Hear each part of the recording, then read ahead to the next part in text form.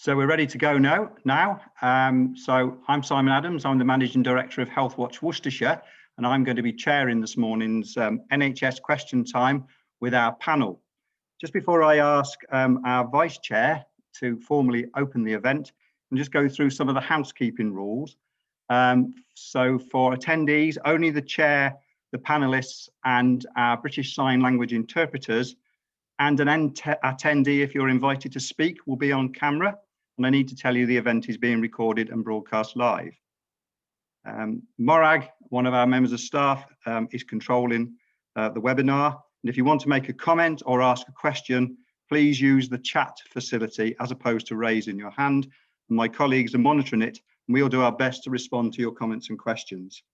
As you all know, attendees, questions were invited in advance for me to put to the panel.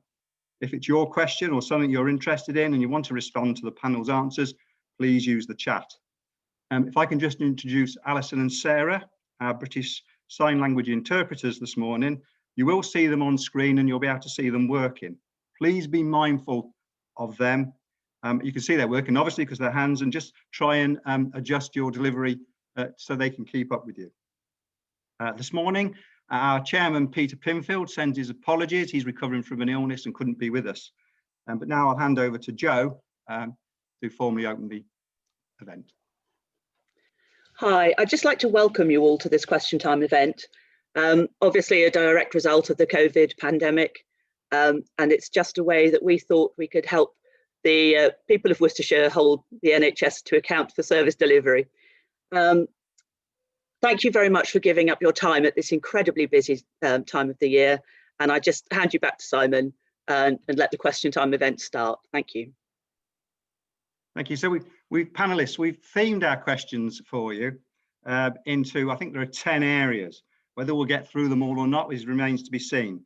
But just to very quickly tell you, it's access to primary care, hospital services at the acute trust, mental health services, whole system and service integration, something about STPs and ICSs there, implementation of change, communication and accessible information, COVID-19 vaccination and testing, health inequalities, dentists, commissioning and funding decisions.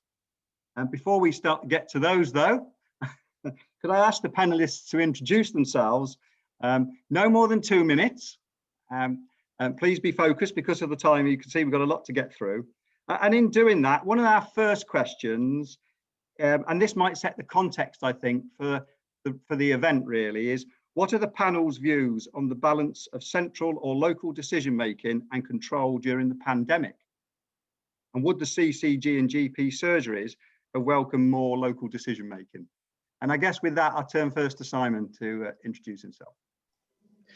Yeah, thanks, Simon. So for those of you who don't know me, my name's Simon Trickett. I'm the Chief Exec of Herefordshire and Worcestershire CCG, but I'm also the executive lead for the integrated care system in Herefordshire and Worcestershire as well. So I've worked around here for quite a few years now. I used to work with Simon and other colleagues in Worcestershire County Council, probably 13, 14 years ago now. I also worked at district council level in Worcestershire.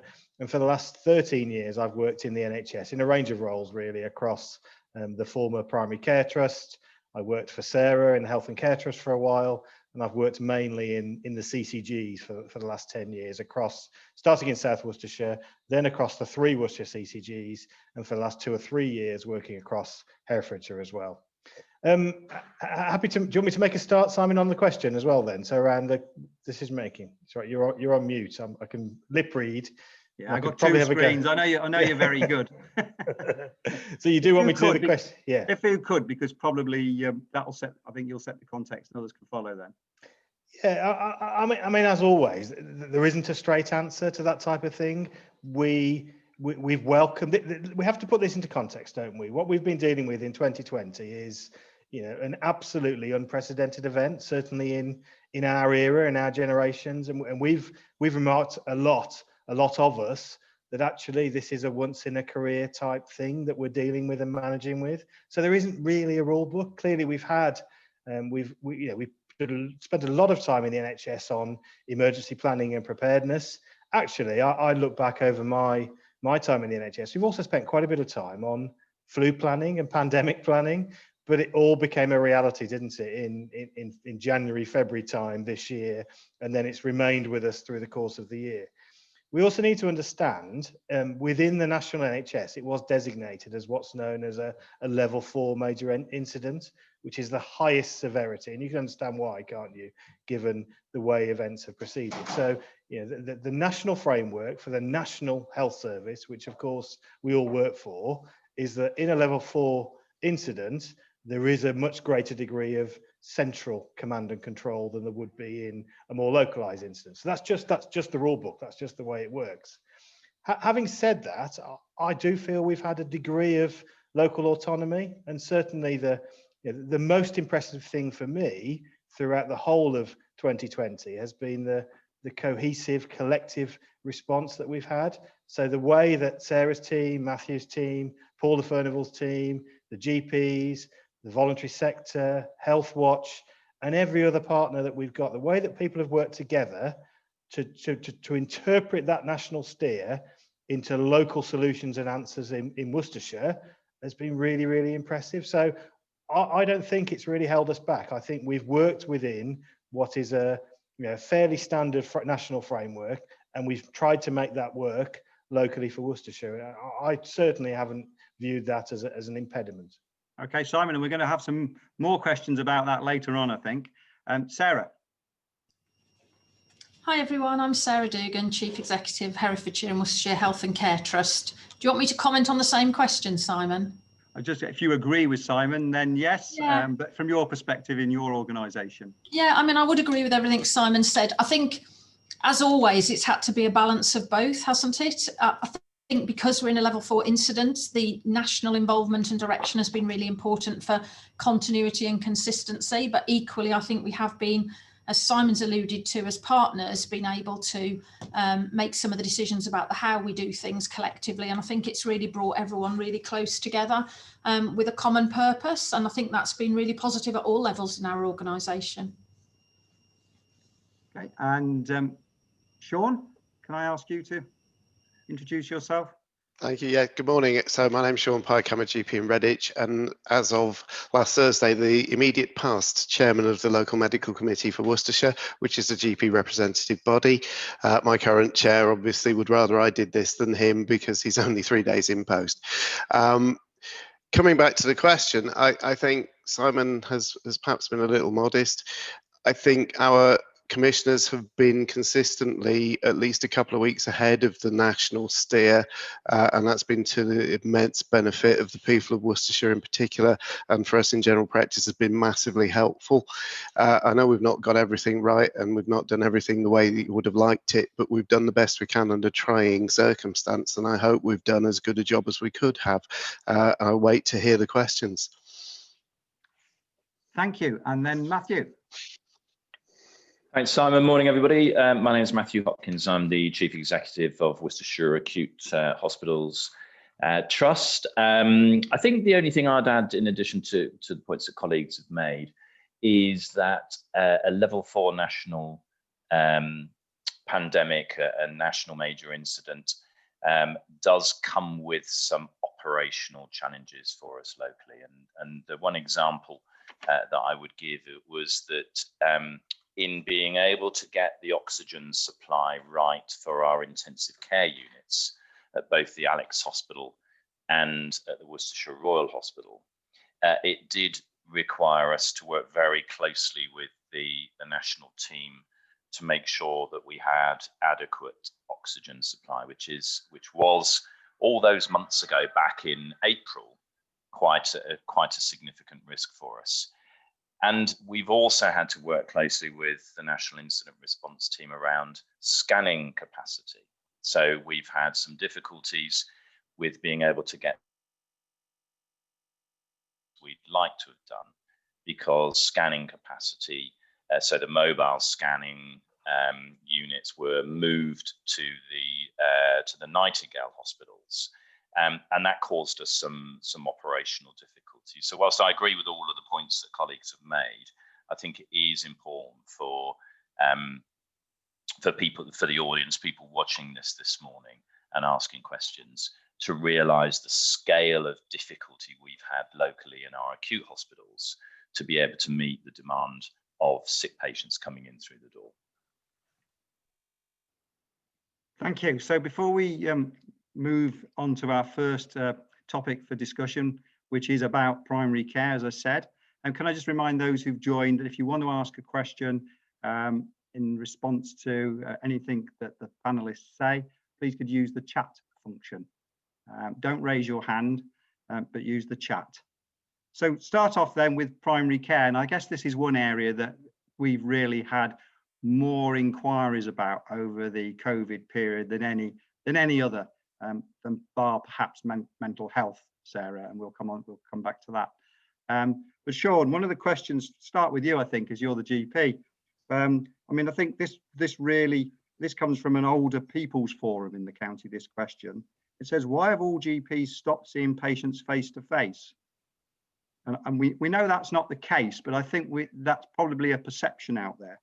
Telephone conversations cannot be a satisfactory way of diagnosing illness, and has been made deliberately difficult for people to even get in touch with surgeries by phone, especially older people who do not have the internet.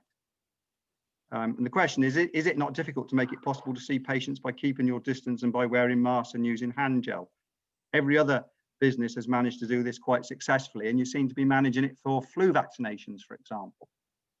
So they are closed for business, Sean. What do you have to say? Yeah, I can see the perception and I absolutely get it. I think particularly in April, things were quite confused and fast moving, and we went from completely open access to completely or seemingly completely closed access across a weekend, and suddenly everybody was having to contact us by phone and we were ringing them. It took us a couple of weeks to get in video, and absolutely that doesn't help if you don't have the tech to do that. Phone access has been a bane of my life for as long as I've been a GP, if I'm honest, and despite having more phone lines now than we've ever had and more people fielding calls, we still frequently have too many people waiting for answer, and that's partly a tech and partly a human issue. But it's not intentional, and certainly we're not aiming to exclude anybody from access. We've never not seen people face to face when they need it. We've continued to see them either in practice in hubs early on when the virus was rampant, and then we've also continued to offer home visiting services either ourselves or through an appointed deputy service throughout the pandemic, and continue to do so. We've opened up more, particularly for those routine processes that need to be done now because they've been on hold for so long. We've obviously had to run the biggest flu campaign in living memory, and that has meant we need access to you because we can't jab you if you're not here. I have to tell you that we've got a tried and trusted tradition of telephone consultation, which goes back at least 15, 20 years probably.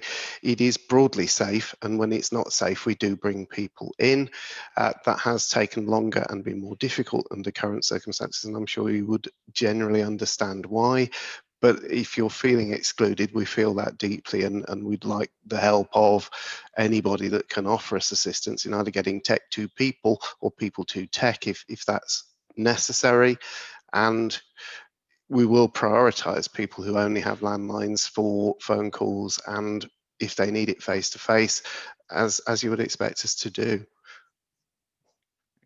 Okay, thank you for that, Sean. I mean, one of the questions that people have raised with us is, and we have had people talk to us about, and you touched on it, patient safety, misdiagnoses, late diagnoses. So I turn to Simon there and say, Simon, what's your position as a CCG in terms of keeping sort of tabs on what is actually happening with this new practice of working remotely?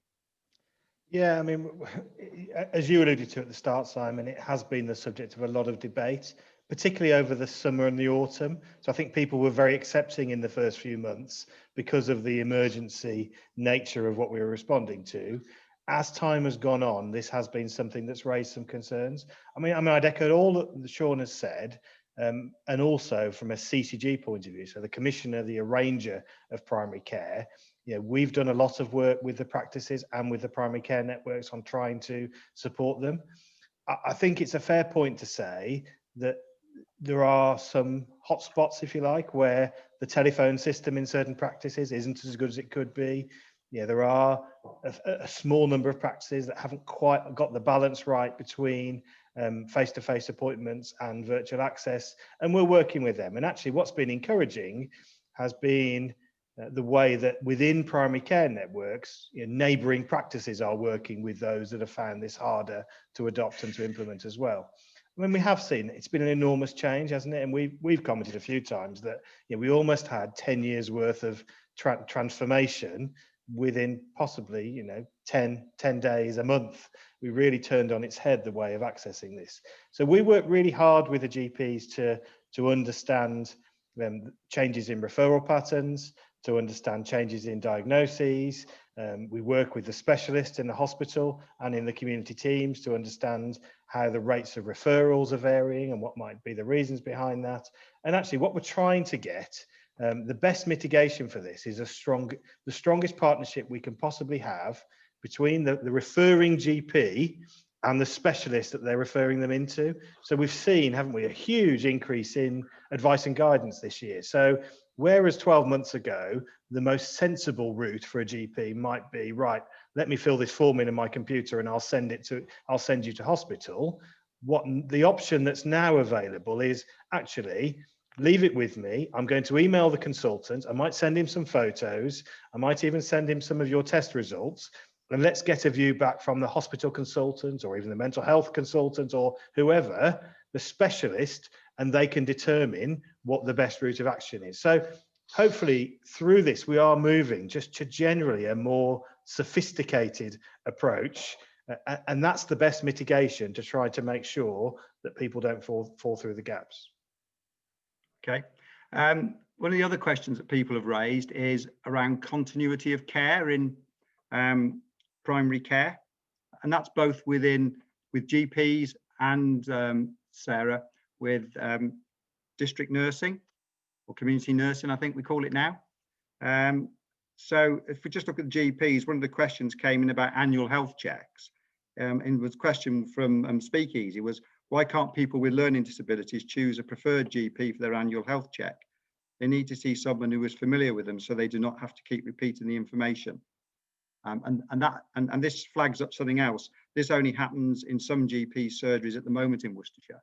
And one of the things that has struck us is the huge variance across Worcestershire in terms of how GPs do actually respond to issues.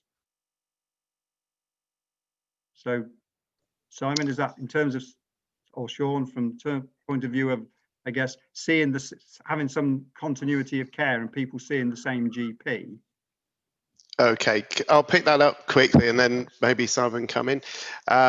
Continuity of care generally is something we are very fond of and keen on, but obviously in current circumstances it's slightly different in that it will be slightly more remote.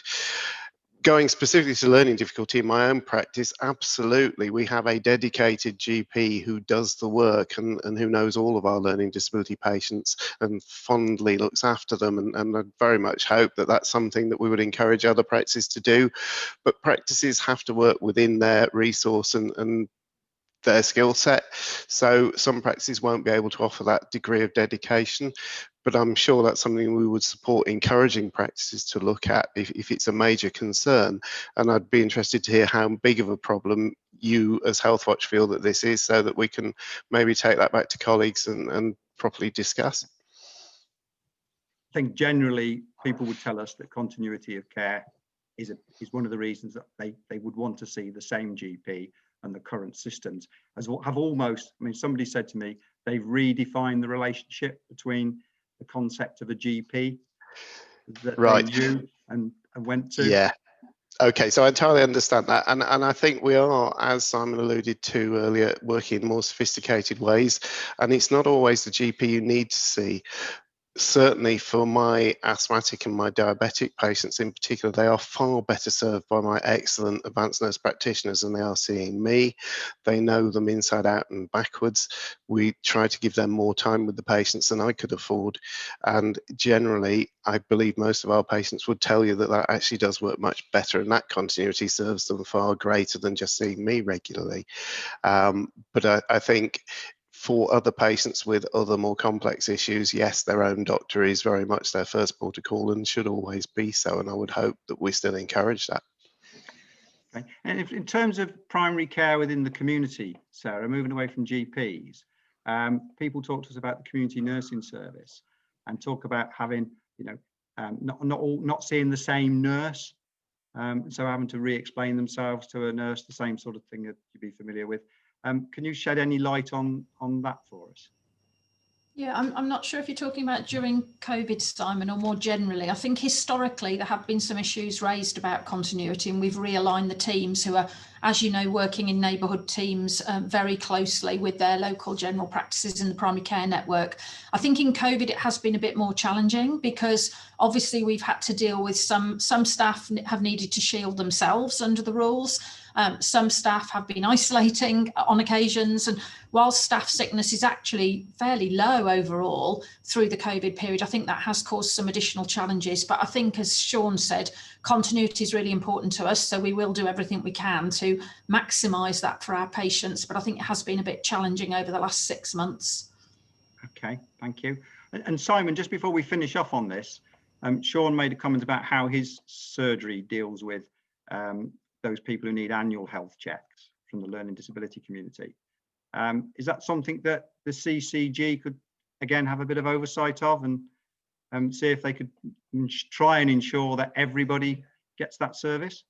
Absolutely, Simon. I mean, it's a key. It's not only a local priority; it's a national priority. Actually, there are some things in primary care that, a delay of a few weeks or even a couple of months is probably manageable, and on the balance of risk during the early parts of the pandemic, that was the right thing to do. Annual health checks for people with learning disabilities is a great example, though, of where there comes a time when actually it becomes quite critical to get that work done. So certainly the emphasis locally is on making sure by the end of March we get as many of those health checks done, particularly for those vulnerable people, because it's really important, I think, because as we've seen, one of the things that concerns us all, we see, the huge efforts that Matthew and Sarah and others go to dealing with people with COVID who present within the hospital system. It's the unseen impacts of this that I think we'll all be reflecting on in years to come. And actually, annual health checks for vulnerable people is one of the means we've got of trying to mitigate that a bit. So very definitely a big priority now, and will continue to be a big priority in the coming weeks. Okay, thank you. So let's move on to hospital services, Matthew. And I think Simon gave us a nice link between GPs and consultants, which you'll be responsible for. And could you just start by, because people really concerned about the impact that COVID has had on the services you can provide, could you just start by giving us a very sort of quick overview of where you are in terms of recovering the situation, particularly from the point of view, I think, of cancer services?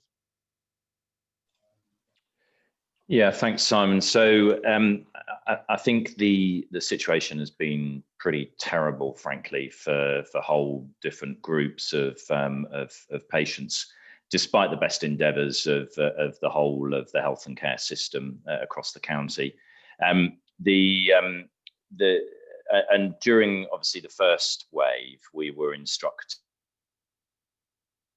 so planned surgery, stopped diagnostics, other than for emergencies. But we did successfully carry on with treating cancer patients. And we've now treated, despite the COVID pandemic, over 1,000 patients since the beginning of April by using the local independent sector. So we've been able to continue to treat those priority cancer patients and other urgent cases, either within our hospitals, but as I said, over 1,000 patients have been treated in the private hospitals across the county, which has been a phenomenal effort as a team effort between the commissioners and our teams within the hospital.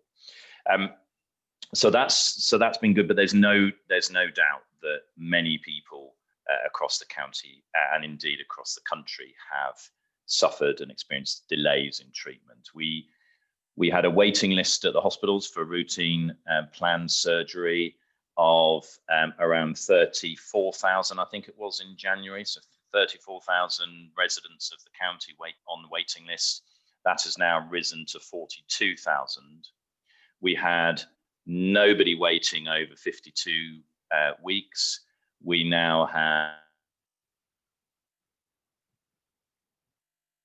52 weeks for a first appointment and for their treatment. Now that is nowhere near where we want to be in terms of the provision of health services in the county. And it's something that as a health and care system, we are now working to resolve it as quickly as we can. But of course, we're in wave 2 of COVID. Whilst we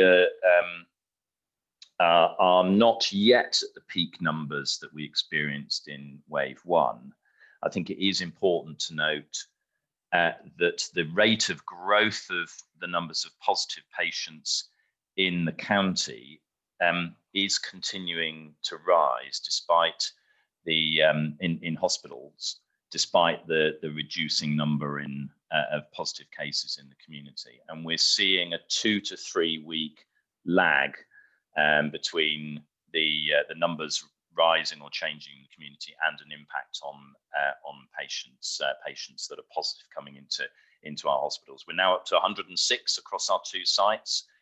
At the peak in the first wave, we had 141 patients in the hospitals. But the picture this time in wave 2 is a much slower rise than in wave 1, which means that the overall picture for us is one that is continuing to increase. We're seeing on a 7-day rolling average cases, 2 extra patients per day, which means effectively this time next week, I could quite possibly be up to 120, and in 2 weeks' time could be up to that peak from wave 1 or pretty close to it. So the impact, I think, for people to understand continues to be quite significant. And of course, the other variable in all of this is we're now well into winter. And so we are seeing sick patients coming into our hospitals, needing the care of our acute teams with other illnesses other than COVID. So we have the perfect storm at the moment. We have increasing numbers of COVID positive patients. We have our normal emergency demand, and also a rising waiting list that we're trying desperately to reduce as quickly as we can. So it's a challenging situation. On the positive side, we're seeing much fewer, apart from this past week actually, much fewer delays with ambulances. We're seeing very little difficulties in terms of getting patients through the emergency department as a are under significant pressure, Simon. There's no 2 ways about it. Okay, and so I'm just keeping an eye on the chat. One of the questions is about resources. I mean, presumably this must all cost quite a lot to do to catch up. Simon Trickett, is there any money coming from government to help you? Any additional money? Yeah, I mean, first thing I would say is the financial framework in the NHS has been very different this year.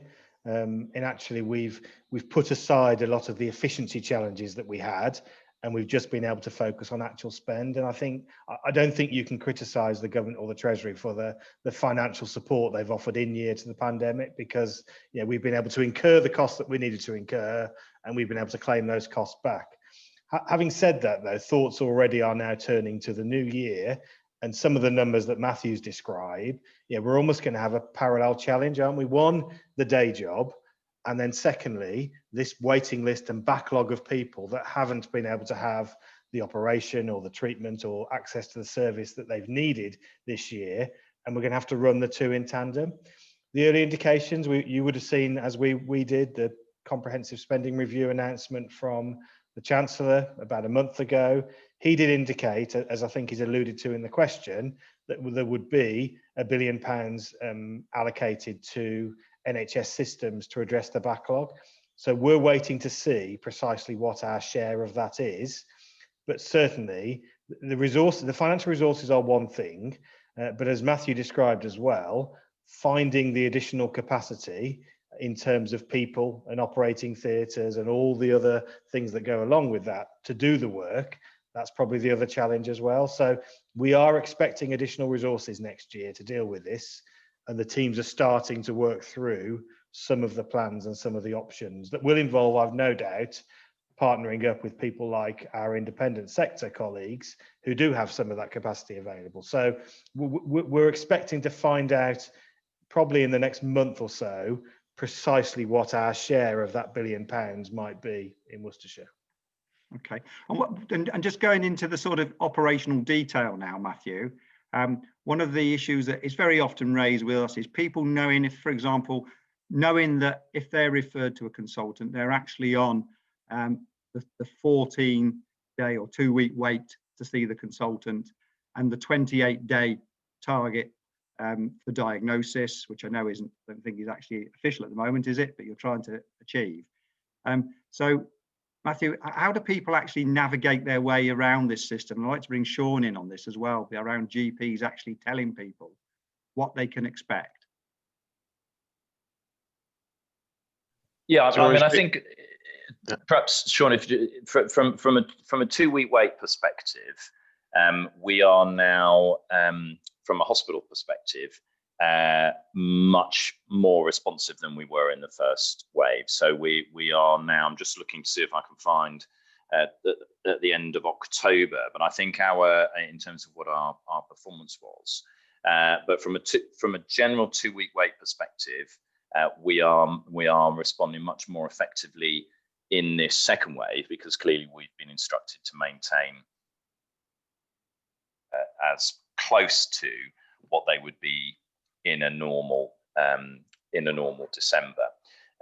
So that's something we see an absolute priority, because for us, making sure that we are able to respond to the needs of our sickest patients is an absolute priority. And what's been really good over the last year is the way in which our GPs and our hospital consultants have worked together on pathways of care and making sure that we're communicating more effectively than perhaps we have done in the past about, as Sean said, this question of getting advice and guidance, making sure that we can help patients to get the responsive treatment they rightly deserve as quickly as possible. So I'll hand over at that point to Sean.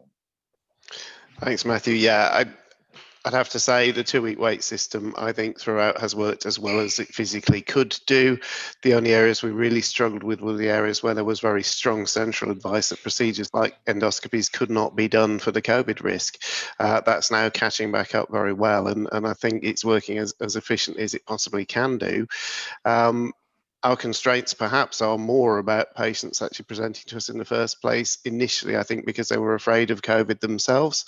I think now we are getting back to more normal contact for people who are more worried about symptoms that we believe they should be worried about. And the 2-week wait system, to best of my knowledge, is now working as well as it possibly can. And really, I don't think has been the problem. The advice and guidance has helped us with that, in the sense that rather than having a notion that we might want to refer and then waiting 3 or 4 months to get an answer, now if I put in an advice and guidance request, I have an answer within usually 48 hours at maximum. And that really does help us along to developing whether we do need to refer in under 2-week wait. So I think the system is geared up well to handle this going forwards now. Okay, so for those patients who contact us, Matthew and Sean and Simon, who say to us, I've been referred, the doctor's not happy, they've sent me because I've got a lump told me I need a scan or something, and they don't see any activity within that 2-week period, what should they actually be doing?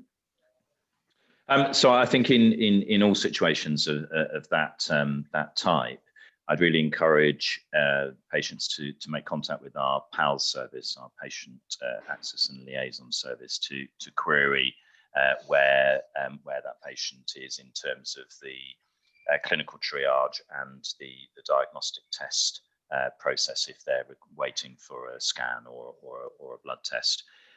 So if there's any query, I'd really encourage people to act. If there's any sense of delay, act quickly. because we really want to make sure that those with the greatest need are treated as quickly as possible. And our PAL service is there to help our patients to navigate their way through. Okay, well, thank you, Matthew, for that advice. Call in a hospital. Sorry, I lost you then. Thank you for that advice. Just before we move on to mental health, because I can see Sarah's, just before we move to mental health, we of course are very conscious. We focused on cancer during this conversation, but we could have talked about stroke, couldn't we? And we could have talked about cardiac issues as well. I have got a question on diabetes, which was raised in relation to the hospital, but I think we're going to come back to that later on, perhaps towards the end when we talk about commissioning. So moving on to mental health services, we've done a lot of work as Health Watch on COVID, and we know that one of the big issues coming out of our report, Sarah, was people's concern that mental health services weren't available to them. Have to say, given the work you've been doing, we do as Health Watch wonder sometimes whether that's an issue of communication as much as anything, and the way that services might have been changed to move from a patient seeing somebody at a hospital, seeing a doctor at a hospital, for example, or a mental health nurse. But can you tell us where you are from your perspective in your organisation with the delivery of mental health services? Yeah, thanks, Simon. And just to reinforce, throughout the pandemic, mental health services have continued.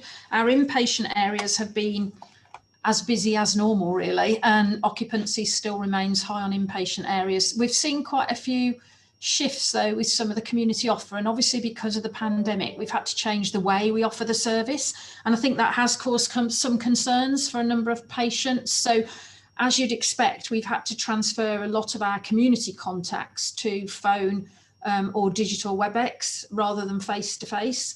And actually the feedback we've had from patients has been really varied.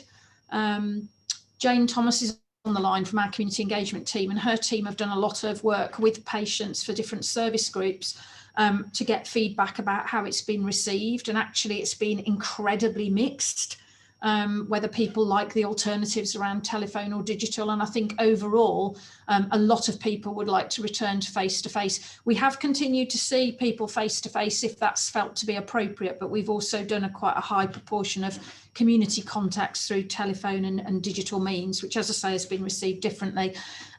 We've seen probably some significant increases around referrals to community mental health teams, and particularly through the new crisis line.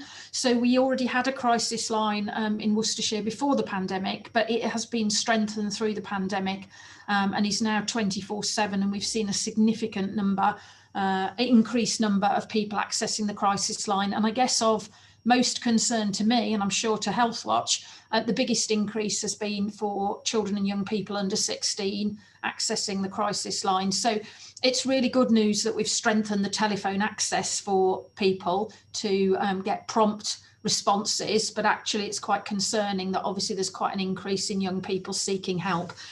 Clearly that's supported by things like the school public health nursing service continues to run things like Chat Health, and they also support mental well-being of young people through those sorts of routes. I suppose the other sort of significant change is around older adults with care needs around dementia. And as you'll know, we did change the purpose of Athlon, one of our wards in Worcestershire, for potential surge capacity for the acute if required.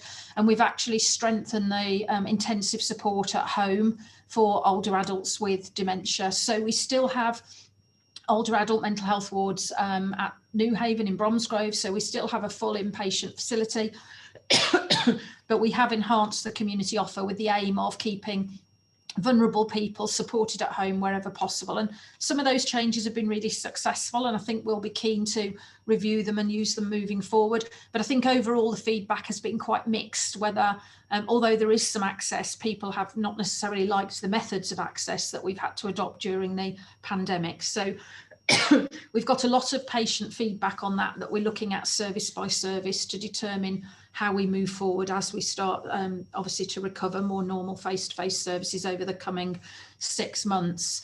The other thing I'd say is there's some really exciting new developments happening in mental health, and the timing has been a bit awkward because of the pandemic, but we've continued to move them forward. So as you'll know, we took on Herefordshire Mental Health Services and Learning Disability Services on the 1st of April, and that brings it with its strength, particularly for small services, to be resilient moving forward, as well as supporting staff training and development options. We've also been pressing on with the Community Mental Health Transformation, which is a national programme, which is in half of Worcestershire at the moment, with the potential to roll out if successful. And that model is very much around moving to a population health approach, and for mental health community practitioners to work much more closely aligned with our primary care networks. So that's been moving on during the pandemic, but is hopefully a really positive move for the future in terms of access. We also were successful as a system in getting money to enhance mental health and wellbeing support to schools. And that programme is starting. We've been recruiting staff through the pandemic. So again, that's really positive for the future.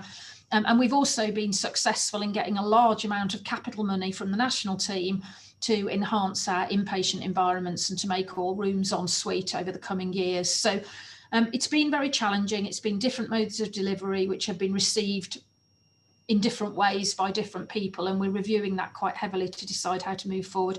The other thing I would just mention, Simon, finally, is we're very, very mindful of the mental health and wellbeing of staff. And by that, I mean staff across health and social care, in care homes, in all of our partner organisations. We've had fantastic support from the VCS, and we're very mindful of the impact of the pandemic on all of those staff. And back to the question earlier about what support we've had, we have also had some more national support to enhance our supportive offer around mental wellbeing of staff. So I'll pause there, Simon. I don't know if there's anything specific you wanted to pick up on. Well, just to check out for people, what, for example, would be the delay to get into CAMHS if you needed CAMHS? I know one of the issues is a lot of people might think they need CAMHS, but they don't always qualify for the CAMHS service, or for adult mental health services, for example. So that people who are listening in know, what is the actual sort of wait to get in now? Yeah, I mean, the access times are quite similar to before, but the issue, as I say, is more when you get in and you're assessed, it's often over the phone or digital, which not everybody likes, but you should still be able to have similar levels of access. As a trust, we've had some particular difficulties around a couple of services, one of which is community dentistry and emergency access to community dentistry. And because of the nature of the COVID guidance, we cannot see as many people. So we are concerned about the community dental wait for young people who need anaesthetic treatment, and we've escalated that. But in terms of our mental health services, you should still be able to access all services, but the mode of delivery is different. And just to bring the others in, one of the questions that is sometimes asked of us is, for people, for example, who do have cancer or have got a difficult diagnosis, might be going through a long period of treatment, they see how well is mental health services joined into their treatment for their disease or condition. So I don't know who wants to bring that in. Matthew, would a member, or Sarah, would a member of, would the right person be in the multidisciplinary team that's looking over their case, for example, and making sure that their mental health needs are being considered? I think it's increasing, Simon, isn't it? Is probably the answer. That I don't know. I think historically it has been of concern, but if I take something like the community mental health transformation, which is aligning mental health teams into the equivalent of a mental health and wellbeing version of our neighbourhood teams. The whole concept is so that teams get more and more aligned between the two teams and the PCNs and work much more as a holistic team in an integrated way. And I think, so much has been done on integrated care, and I know you're going to pick up on that later, but I wouldn't say in any way that's perfect, but there's a lot of things happening to make sure people's health and wellbeing, physical and mental health, and well-being are acknowledged and considered in holistic assessments. So I don't think historically that's been perfect, but I do think a lot of the changes being made are going to make that much stronger moving forward. Matthew, Simon? Yeah, I just think the other thing to add to Sarah's comments is that, from a training perspective, we are continuing to roll out training in in Mental Health Act and all of the assessment process across the organisation. Our mandatory training amongst our staff is around the 90%. We're pushing that as high as we can. And in fact, the board itself had training on Mental Health Act and assessment of mental health needs just as recently as last Thursday afternoon. So it's something we're working very closely with Sarah and her team on to make sure that all of our frontline staff of the mental health and physical health needs of the patients that we're looking after. Okay, we've got one question in the chat from somebody I recognise as a PPG chair. Can my colleague come in and just put that question?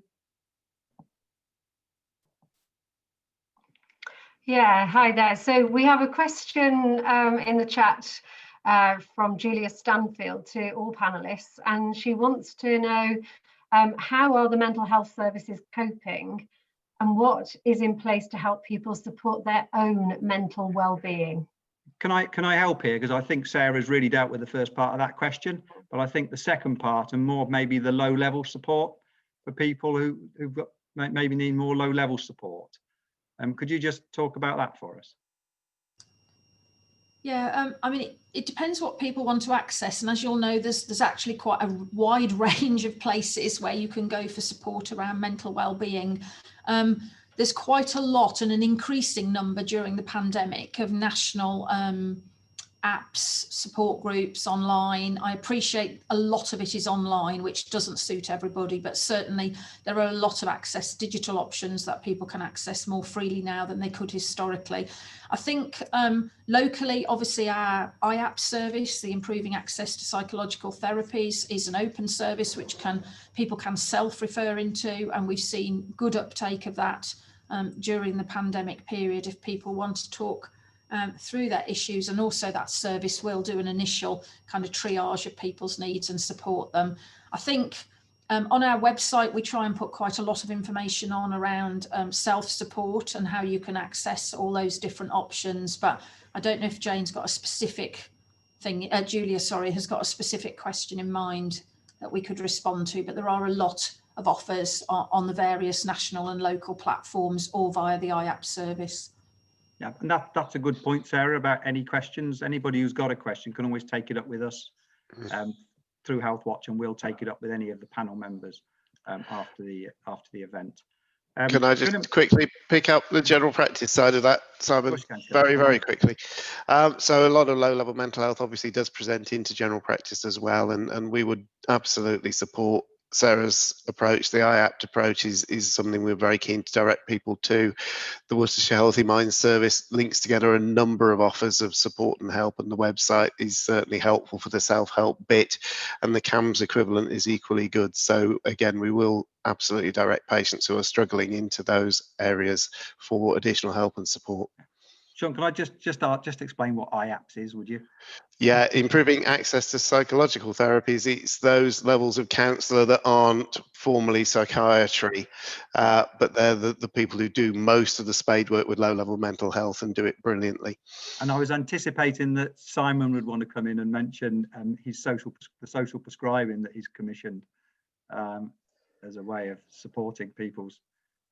Yeah, I mean that's really a bit of what Sean's alluded to. There is a package of things at the GP's disposal and the staff within the GP practice to try and get as much support as we can to people. I don't think, Simon, any of us are underestimating the psychological toll that particularly this year will have taken on people. We all understand that the mental health needs of the population of Worcestershire will have changed this year, and we need different things. Actually, there's a greater need overall. So this low-level stuff is going to be an important part of how we try and meet and deliver services that meet those needs during the coming weeks and months. Yeah, and there's quite a lot coming in on the chat about Healthy Minds, for example. Yeah. Just to promote that, and of course people can find out information about that from our website. Just moving on then, just to talk, because I know Sarah has to leave us at 11:30 sharp, going on a national call. about the future of the NHS from her perspective.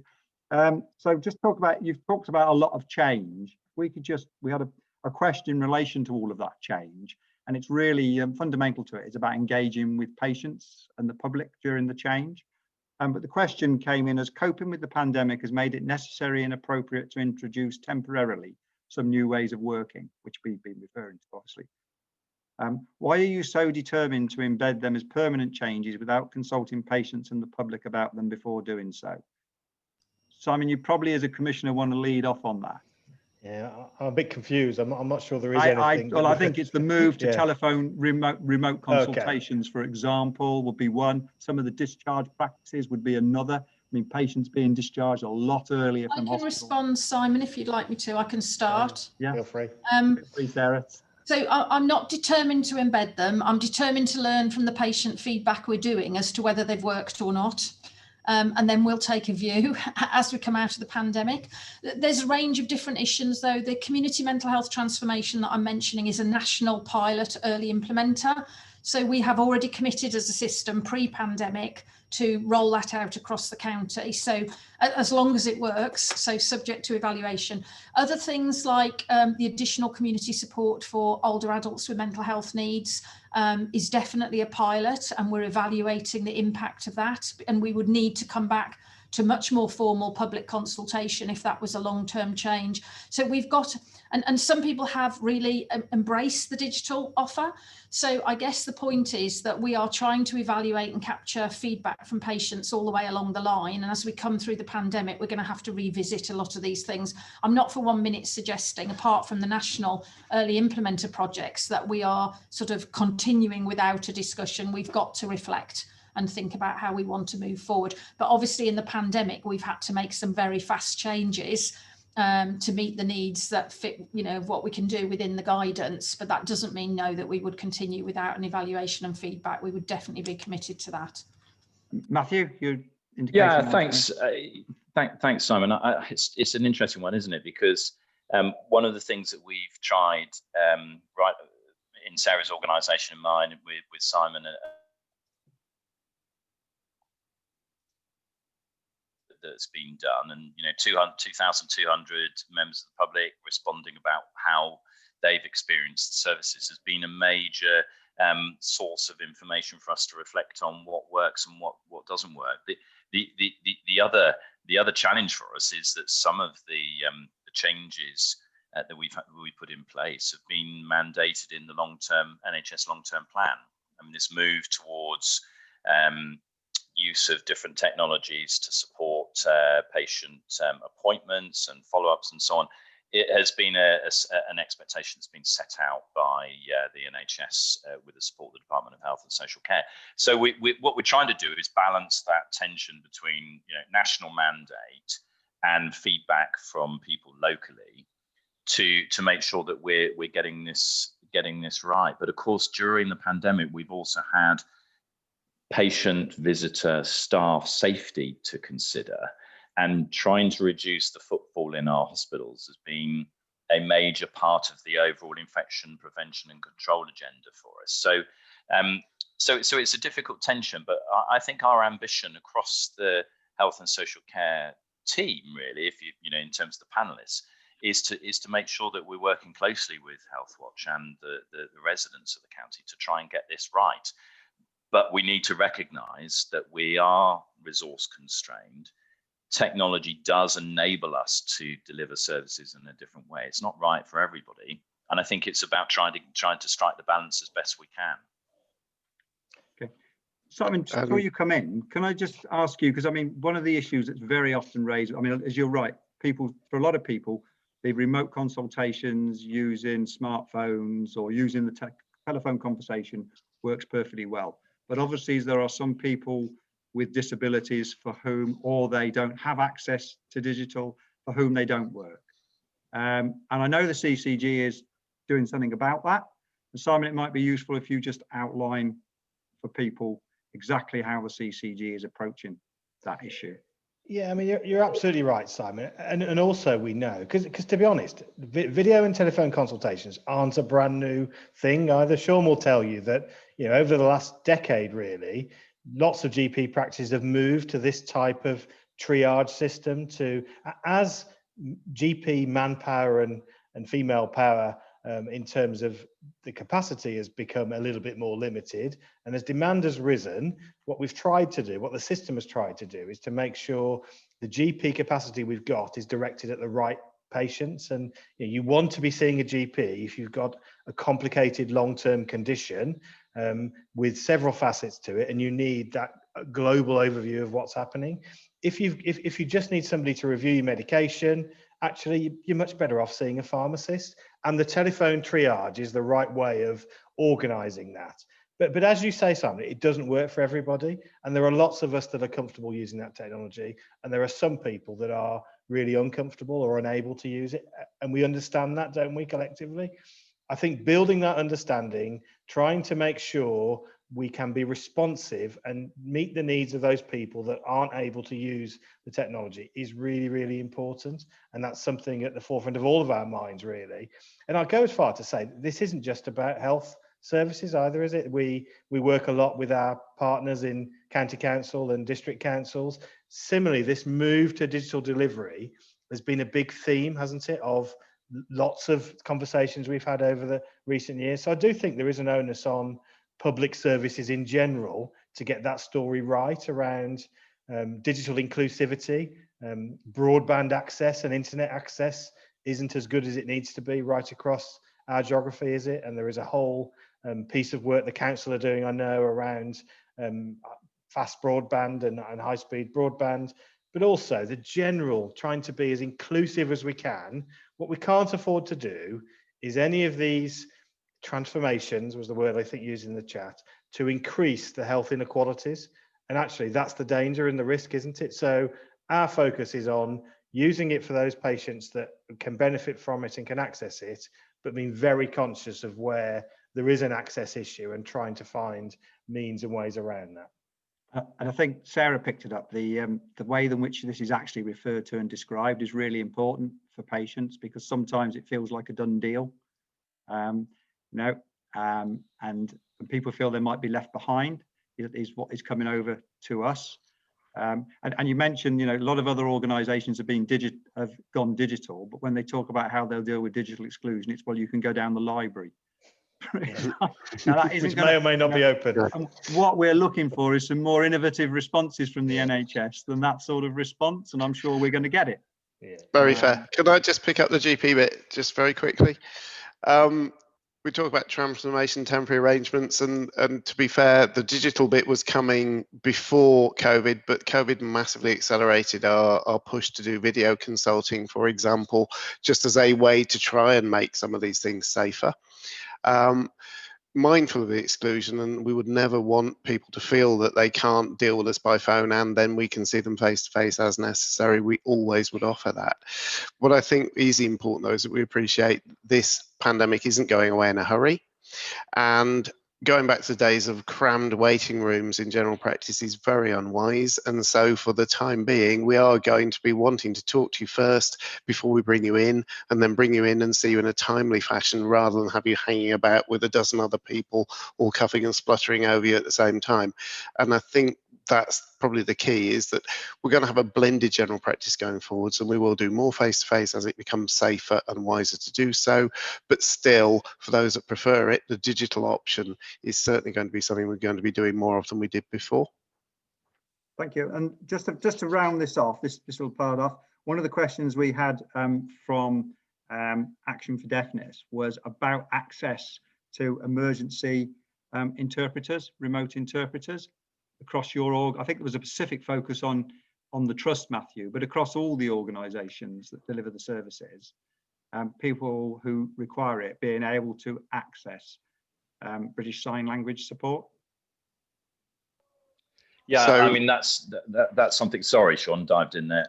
No That's problem. something that I think we're focusing on. I think Anna Sturks is on the call from our patient experience team. She may want to post in the chat some additional information from our teams the person that asked the question. Sorry, Sean, I'll hand back to you. Very quickly, just to say that our patients that need sign language interpreting are very, very good at accessing Deaf Direct and using the service appropriately, and I find it absolutely enabling. But it's patient-led, and we strongly support it. Generally, as an emergency, it's not something we come across. Okay, thank you. So we're going to move on now to whole system and service integration. This is we'll start with a question. I mean, what you've talked about in terms of the COVID pandemic, I think, has obliged you all to move to work together. Is this something you'll be able to maintain, Simon? And how, if so, how are you going to do it? The working together? Yeah, well, I really hope so. I mean, I think, again, people need to understand there's been quite a significant shift in government policy, really, in recent years. And actually, there's been a fairly incremental journey where we've been on, if we're honest, for the last 5 or 6 years. You remember, I mean, I was thinking driving in this morning, I think I've done maybe 10 years of these Health Watch AGM stroke Q&A panel things, most of which with Sarah, some of which with Sean and Matthew. So we've been talking about this stuff for quite a while now. We had the 5-year forward view, didn't we, that started this journey away from kind of contracting and tendering being the way that you would organize services to a much more collaborative and integrated way. I think, and I think my colleagues would all agree, we've made giant strides forward in that direction during 2020 because of COVID. The relationships, the operational and the leadership relationships are just really strong and embedded. People might have seen as well a few weeks ago that the NHS England published a paper around, and these are the next steps for integrated care systems. We want to become an integrated care system in Herefordshire and Worcestershire. We're hoping that we'll be one from April. As part of that, we want there to be a really strong focus on place, i.e. Worcestershire. So I'm really optimistic about where this is going to go during the course of the next year or two, because I think we have all the building blocks in place to do a really good job of it. And what we've shown during COVID is where the collaboration is as strong as it is, actually, there are huge benefits to the system, huge benefits in terms of service delivery. So I'm really optimistic, Simon. I'll be interested in other people's views, but I'm really optimistic around where this agenda is going to go in the coming months. Matthew, how do you think about it? Yeah, sorry, I was waiting. I'm going to come in with an operational one, like how you're actually going to make some of this work in practice. I'm going to use hospital discharge as an example, because I have to say, and certainly more recently, we have had quite a lot of contact from people who have said, for example, my father was discharged to me at 1 o'clock in the morning and I wasn't expecting it, or the district nursing service were not in a position to accept the patient. They weren't aware the patient was coming. So, I mean, I'm not pointing that at your organisation, because that could be a breakdown in communication with the district nursing service. But actually walking the talk, I guess, is what we're looking for as patients. Yeah, of course, and I'd be very distressed to hear about those examples where communication or pressure on, on the hospitals, or indeed suboptimal transport arrangements. Those are things that we don't want to be seeing at all. I think the question about whether we can continue to deliver on some of the really good changes that have happened, I think is really about if our patients are reporting that it's better. Our clinical staff are reporting that they're happier in the way of working, where processes that sometimes take too long are working more effectively for the patients they're looking after. Then that weight of support is likely to mean that those new ways of working are adopted, because what we're trying to do is make sure our clinical teams are at the forefront of how care is organised in partnership with our patients. So I like Simon, I'm feeling pretty upbeat about how things have worked, and making sure that they continue to work. But as ever, there's always room for improvement. acute hospitals, our most common discharge time of the day is 5, 6 o'clock in the evening. Now, our most common period for beds being needed by patients in our emergency departments and our assessment areas is 5 or 6 o'clock in the evening. Now, that's just a mismatch that we've got to sort out. So we need more of our patients being discharged in the mornings, which means that more arrangements need to be done the day before. Our average length of stay now in our hospitals, Simon, is 4.8 days, which means that some of our patients are staying in less than 2 days because we've got them better more quickly and they're able to go home. So we've got to make sure that we're being as efficient as we can whilst making sure our patients are discharged safely. One of the things that Sarah's organisation, mine, and the County Council have done is established a senior coordinating role for the way in which intermediate care and discharge arrangements are organised. And we're hoping, I mean, that's only a couple of weeks in, but we're hoping that that will bind our services more effectively together than they have been in previous winters, so that we can make sure that patients only spend as long as they really need to in hospital, but also putting in arrangements where you don't end up in hospital because of things that should have happened in a community setting, in your own home, with remote monitoring, use of technology, and the neighbourhood teams looking after you. And I think that's the trick here that we started to do more effectively, is preventing people becoming unwell so they end up in hospital. But once they're in hospital, that we make sure that they're treated quickly, that their experience is as good as possible, and they're discharged safely, you know, in the daylight hours, albeit daylight hours are shorter at the moment than they are at any time during the year, but that's got to be our priority. Okay, and is there any projects running in the hospital, Matthew, that actually look at this directly and making it easier for deaf people who might use BSL, for example? For which, did you say deaf people, or did you say people who might use BSL, if their impairment is such that they need to use British Sign Language, you know, or they might use apps, for example, that need Wi-Fi to operate? Yeah, I mean, the Wi-Fi coverage in the hospitals is perfectly fine and effective, albeit sometimes creaks under the demand, and that's partly down to our network. I'd need to come back to you on any specific additional projects that we're doing in relation to support for patients that are hard of hearing and have difficulties in that regard.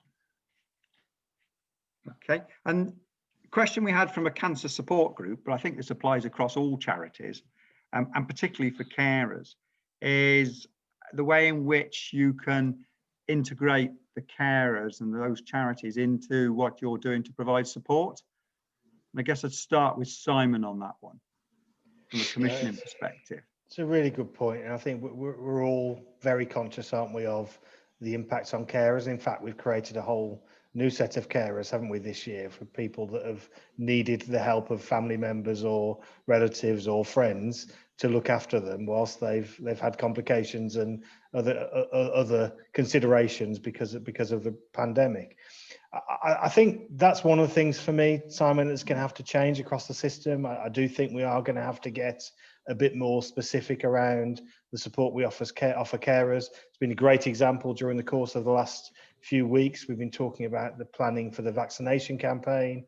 Obviously, the vaccinating vulnerable people is one huge element and priority for that, but vaccinating a vulnerable person and then not offering their carer early access to the vaccine is also a real problem, isn't it? So it's a good example, I think, of where we are going to have to take a little bit more of a universal view of individual patients.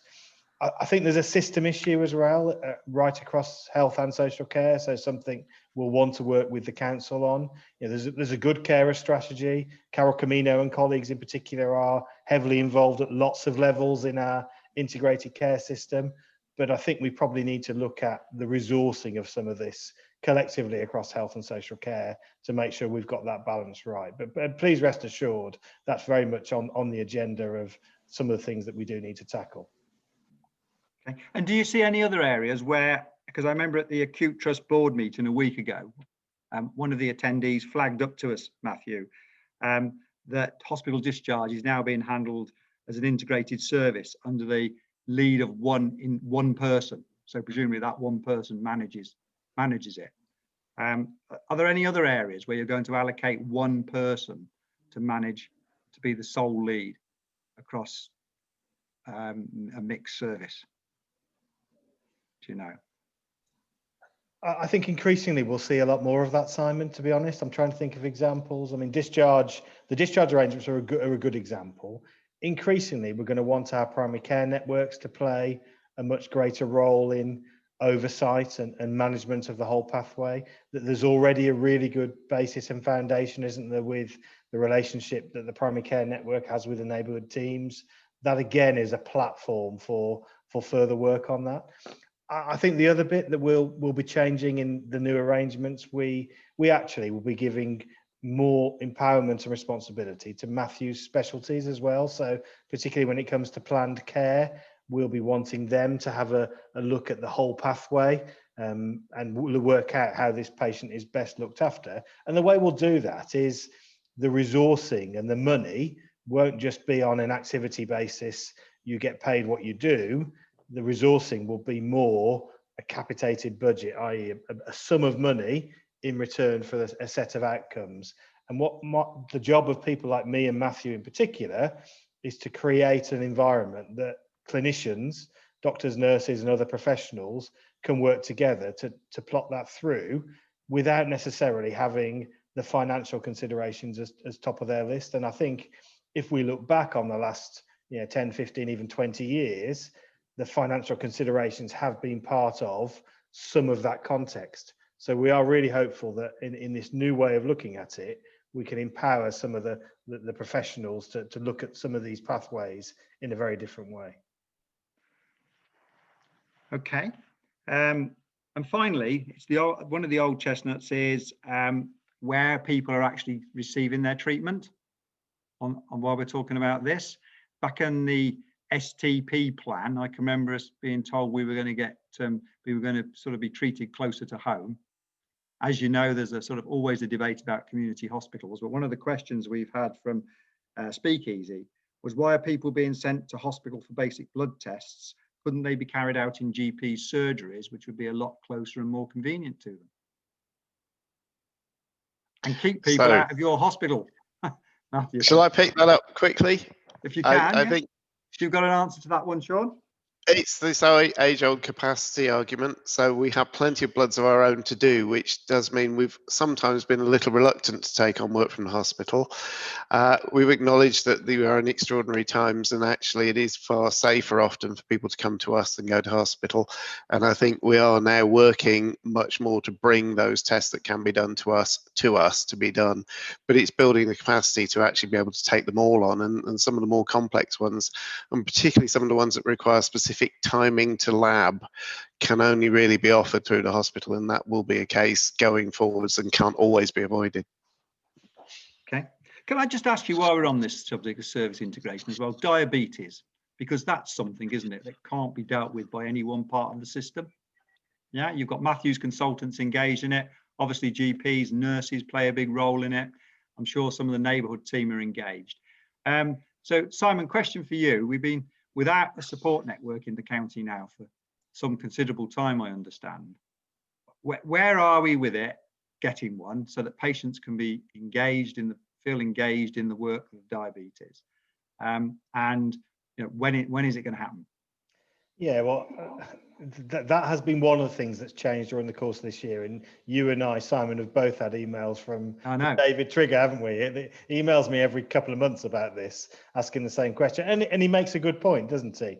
I mean, we still have got that diabetes network and those support arrangements in place. It just hasn't been able to meet and do some of the detailed work because the people involved have all had other significant priorities to deal with. Certainly in the new year, we do need to pick that up and we need to move that forward, because you're right to point out diabetes, long-term conditions management. We talked a bit about health inequalities.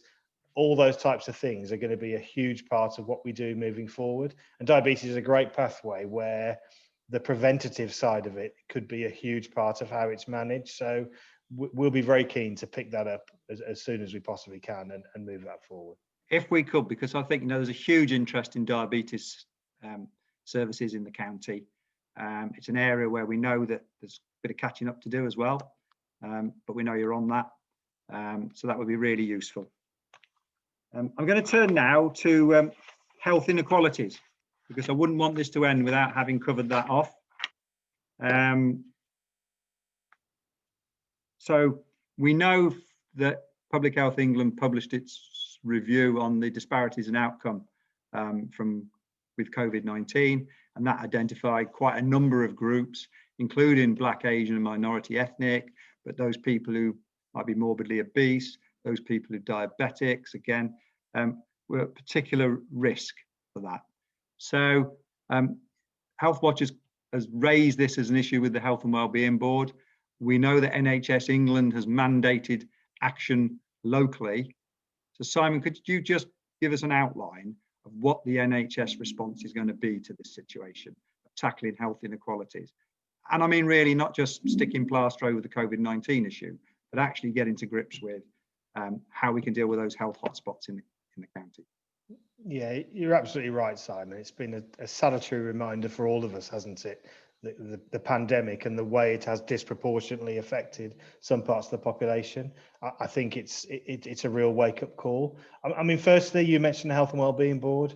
I think it's really important that the Health and Wellbeing Board focus in on this. This almost is the single biggest thing that they need to have top of their agenda every meeting. Where are we with the agenda?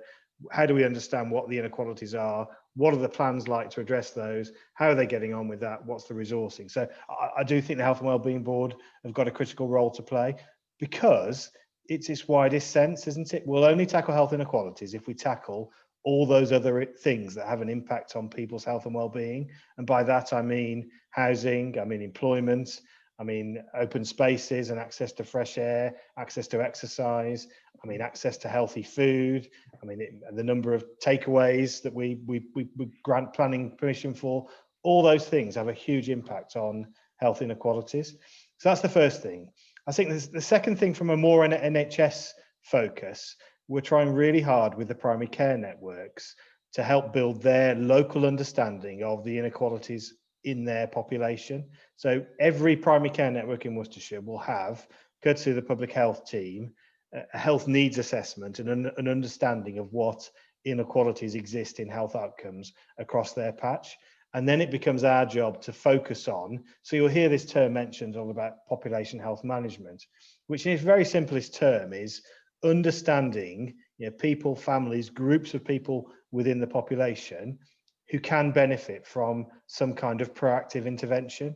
And I think reducing health inequalities is then the output of some of that work if you get the interventions right.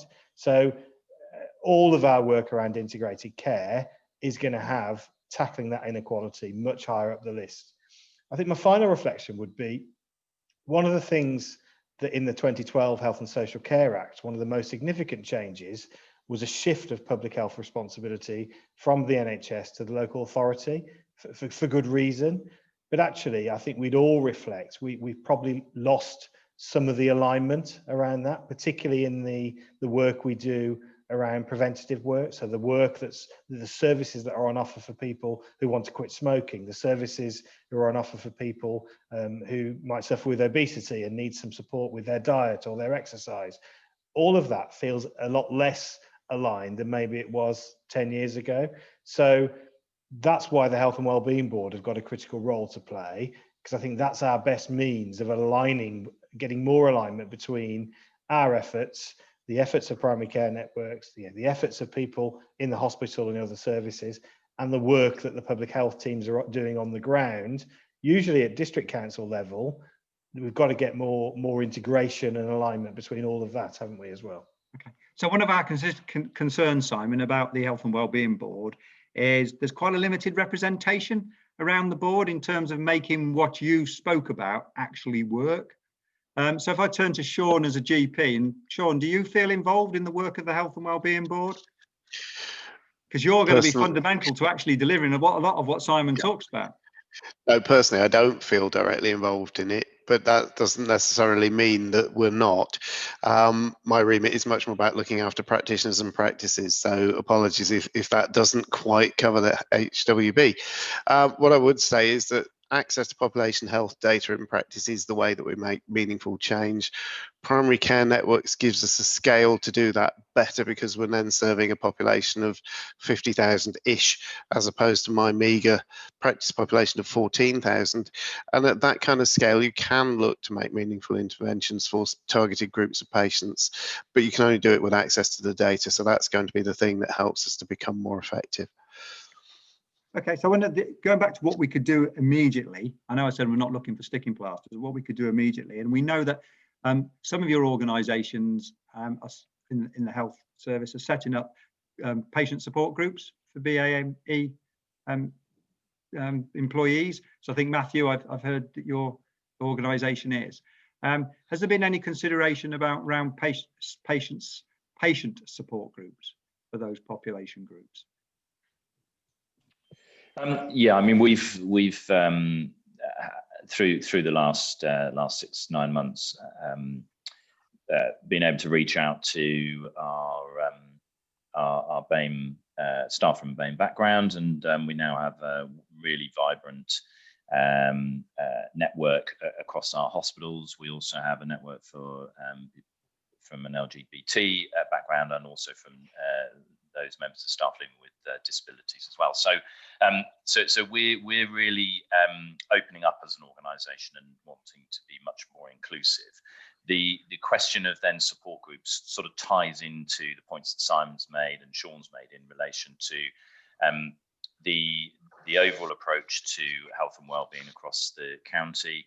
How we wouldn't want to necessarily establish separate entities to those that reach into and out of the community, because actually many patients' pathways start in general practice. They'll have community staff input, they'll have hospital staff input. So for us, this is about another one of those strands for us around integrated ways of working between the community, acute and mental health services. Now, there will be, for example, those members of the public that have had an experience in intensive care during COVID, and we're looking at how we provide specific support to those patients.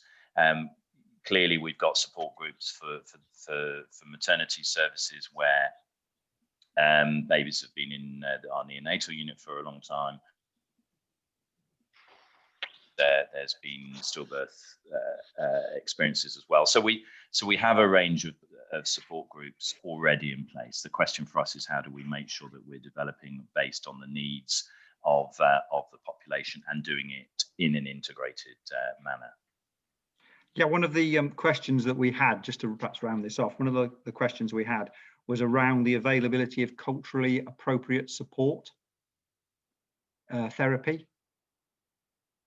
So, therapy in the broadest sense, you mean? Therapy, I think that's therapy, yeah. And I realise Sarah's not with us anymore. I mean, she probably would have picked that one up, but I think there's as Simon says, it's a wake-up call to make sure that we're providing services that really meet the needs of broader groups in our community as we can. I think there's probably more that we need to do. I mean, certainly our staff from a BAME background do describe how they're outside of working lives are often challenging to be able to access things, and that's something that we're looking at how we can support them in the broadest sense. I mean, our overseas recruitment has been successful with bringing in registered nurses from India. Then the obvious next question is, how do we make sure they feel supported and integrated into their local communities so that they can access community support as much as they can through the workplace? Okay, now I'm going to move us on now to the very hot topic and I saw your LinkedIn post, Simon, over the weekend of COVID-19 vaccinations. And I also want to raise the issue of testing as well. In fact, can we deal with it the other way around? Can we just take the testing issue? All right. And I think, and you may well be aware of this, but one of the issues that's been raised with us is by somebody who holds a personal health budget. And the same would apply for a direct payment in terms of social care. But as a holder of a personal health budget, the individual employs carers to look after his disabled child. And of course, with the COVID-19 situation, he's found himself in a situation where he doesn't want to allow those untested carers to have access to his child. So he and his wife have taken on the burden of looking after the child without the support of the carers. What he's looking for is, well, how can I, if my child was in a care home, this wouldn't be an issue because the care home staff would be being tested. How can I get my carers tested in the same way? Yeah. So lateral flow test, what we're looking at is lateral flow test twice a week in the same way as NHS employees, I guess, are tested. I mean, it's a really good question. I mean, and actually we wish we had more people on personal health budgets, but this probably emphasizes one of the difficulties, doesn't it? I mean, just to be clear, Simon, the testing capacity for the general population, people who have symptoms, I think is really good. And obviously we'd need Kath Cobain on here to describe in detail how that's working. But there's a get testing really good site within 100 yards of where I'm sat. Yeah, well, there you go. So that's no problem. Matthew also has had, and Sarah have had access to lateral flow testing for frontline staff for a week or two, Matthew, something like that, very recently. The next stage is to expand that lateral flow testing into primary care that have no access to that at the moment, but also into care. So we're on a journey of trying to increase that testing capacity. So it isn't the case that, yes, everybody in a care home is getting all those tests and everybody in GP practice, because they're not. We're not there yet. And I think personally, it's a big priority as we move into, Christmas and beyond. We need to make sure that's there. So all I would say to the individual concerned, if you want to pass on to them, contact us and we would see what we can do. We've had a similar question over the weekend. David Nicholson actually raised on Friday that actually, given now we're going to be starting vaccinations this week, at the very least, shouldn't we be trying to offer regular testing for those that we're asking to vaccinate people? And it's a really good challenge, and we probably need to redirect some of the capacity we've got in the hospital to do that. So that's where we are in that overall journey, but we've still got a long way to go, I think, will be the summary. Can you just put those on that group of people on your list then? Yes, we can. That's a good suggestion. Because I have to say, nobody, I've raised it with the Director of Public Health. Nobody could provide an answer to that. We have escalated it to Health Watch England, but to have it on the local agenda, I think there has been some contact with your organisation, obviously, but just to put it on the local agenda would be really useful. Put it on your list. Happy to do and so vaccination, Simon, can you tell us what you can tell us about where we are? Yeah, I'm happy to. I mean, the first thing I'd say, which is what I said at the Worcestershire Outbreak Board on Wednesday, it has been really hard for us because we've had a really quite well worked up, quite detailed, well-developed plan in place for a few weeks now as to how we'd want to deliver the vaccine. This has been a heavily nationally, centrally managed process though. And I think where we are now is we've got a whole host of infrastructure ready, willing and able to deliver vaccinations. We're just waiting for some vaccine to be able to deliver. So we've had, just to give people the headlines of how it will work, I'll start there. So you've got about 2 minutes, Simon. Okay, I'll really quickly then. There will be some vaccinations delivered from the Alex Hospital in Redditch, predominantly focused on frontline staff, but also for care home staff in the first instance. We're hoping, Matthew, I think that we'll get some vaccine delivered today. I don't think it's yet arrived, but let's see. But if it comes today, people will be being vaccinated tomorrow. On top of that, and probably the main element of the vaccination programme, will be delivery through primary care networks. So every primary care network in Herefordshire and Worcestershire has signed up to do this, which is fantastic news because across the Midlands, only about 50% have, but every one of our GP practices has signed up. They've agreed 12 sites across Worcestershire that will deliver this on their behalf, and they have been busy contacting patients and booking them in. So starting with those over 80 and then moving down that list that the government Joint Committee for Vaccination and Immunisation has agreed. So we're hopeful that as of tomorrow, 3 of the sites in Worcestershire will start vaccinating people. And as of Thursday, 5 of the remaining sites will start. And then probably Monday or Tuesday next week will be when the final few get online. All reliant on delivery of vaccine. So we think we're going to have some this week, but it might be a very limited quantity. Key message for patients, Simon, don't contact your GP practice or the hospital or anywhere else. They'll contact you and book you in for an appointment. Key message number 1. Key message number 2, when you go and you have your vaccine, you'll get another appointment to come back in 21 days. Really, really important that you come back in 21 days because all the evidence is you need 2 injections to get the maximum benefit from this intervention. Really, really important. The third bit, Simon, is we'll want to support the hospital hub and the primary care networks with some community sites. So that we want to have 3 of those in Worcestershire. 1 at the Artrix Theatre in Bromsgrove that we're busily adapting. Possible that might be online early in January. We'd like to have a site in Worcester, St. Peter's Baptist Church. Again, yet to be approved nationally, but we would like for that to be online in January. And the third element is a site at the 3 County Showground in Malvern that we'd like to use as well. So you'll hopefully get the idea that there is a lot of capacity there. It does all depend on delivery and availability of the vaccine though. So we've got the workforce, we've got the premises, we've got the patients. We just need to join that up with supply of vaccine. Is that helpful? So two key messages then. The NHS will contact you. Yes. First one. Second one, if you have the jab, you must turn up for your second one 21 days later. Easy.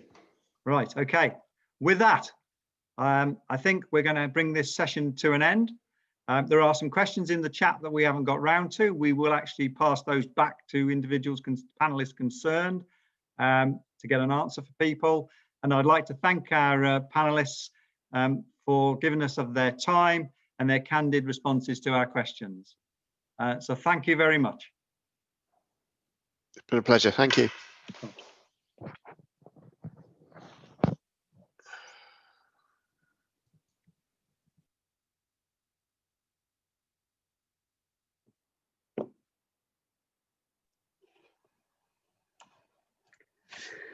I've done it, Joe.